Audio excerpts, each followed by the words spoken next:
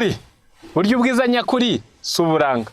Muri Yobu 28:20 haranditswe ngo ubwiza bwanjye bwahoraga bwiyuburura.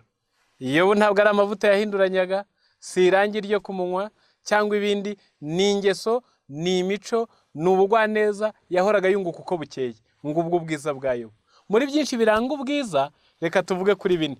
Icya mbere, iyo umuntu ari mwiza arangwa n'umwete. Mu Migani igice cya 22 umurongo wa 29 haranditswe ngo umuntu w'umunyamwete n'umwami aramukunda. Bibiliya iravuze ngo hari umuntu w'umunyamwete mu byo akora ubonye, bene uwo azaba imbere ku mwami, ntazakorera abagufi. Iyo uri umunyamwete uba ufite ubwiza. No mu mvura izuba ricanye ukajya mu kazi ntiwinube, ntube ikigande, ubwo ni ubwiza. Umugore nk'uwo, umugabo nk'uwo, umwana nk'uwo mu muryango no muri rubanda, ni ukuri baba bamukeneye kuko yakurwanaho, yinjiza umusaruro, yakugirira akamaro. Ni umunyamwete mu byo akora. Kugira umwete mu kazi ni ubwiza.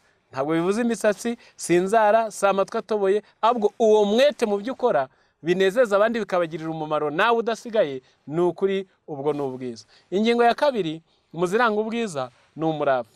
Umurava ni ubwo bwenge, ni uwo mutima wo kwibwiriza. Mu Bakorinto ba mbere igice cya 4 umurongo wa 2 haranditse ngo nuko abantu bagiye badutekereza ko turi abakozi ba Kristo, n'ibisonga byeguriwe ubwiru bw'Imana, ngo kandi ibisonga bishakwaho ko biba abanyamurava. Umunyamurava ni uwibwiriza akamenya ngo umuturanyi arashonje, arakennye, yambaye ubusa, akibwiriza ngo mama, mabukwe, muramu wanjye, muramukazi wanjye, hari ubufasha bankeneyeho. Iyo wibwiriza icyo gukora utabanje kwerekerwa no kubihatirwa n'abandi, uwo murava ni ukuri nta gisa no kubana n'umuntu nk'uwo, aba ari mwiza. Ingingo ya gatatu mu ziranga ubwiza harimo urugwiro. Urugwiro ni impano umuntu agira ituma abandi bamushyikira bakamugeraho batabanje kumutinya. Iyo mpano ikaba igizwe n'utuntu dutandatu, ndavuga nirukanka. Akambere ni uguseka, aka kabiri ni uguhora ukeye mu maso. Byanditse muri Yobu mu gice cya 29 umurongo wa 24.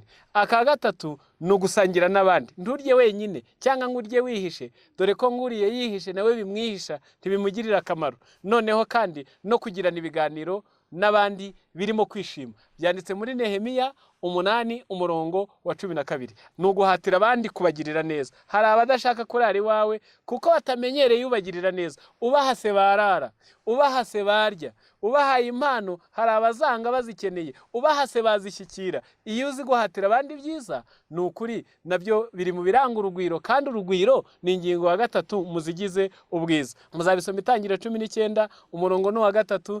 Igihe Loti Sodoma yari igiye kurimbuka, yahuye n'abamarayika mu nzira, arababwira ngo baziwe, baranga bati turarara mu nzira buke.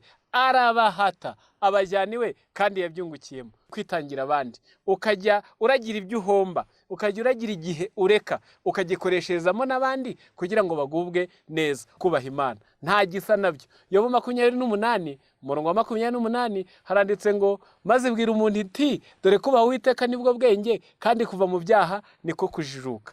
Nta gisa no kugira umugabo, umugore, umwana, umukozi, umukoresha bubaha Imana. Ubasigira iduka ntujye kubara, ubasigira inzu ntugire imitima, uwawe iyo mutari kumwe ntutinya ko yaguca inyuma. Abubaha Imana no mu nyungu zisanzwe z'umubiri, ni ukuri kubaha Uwiteka bizana ubukire. Rero kubaha Imana nabyo ni ubwiza. Noneho bana b'Imana, hari abisize yewe baraneka imisatsi sinakubwira, inzara, inzobe barayitamura, amatwi baratomora, bagura imyenda, banywa imiti bongera ubunini, abandi barabugabanya bumva ko bari gushaka ubwiza. Ariko ubwo ntibwaba ari bwo.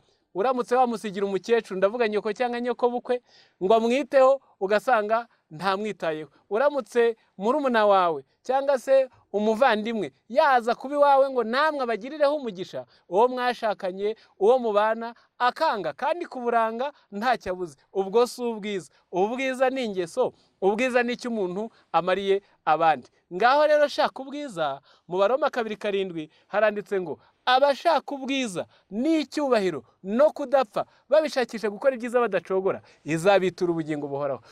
Burya ubwiza nyakuri si uburanga. Ngaho shaka ubwiza rero ukoresheje kugira abandi neza, umva ukuri.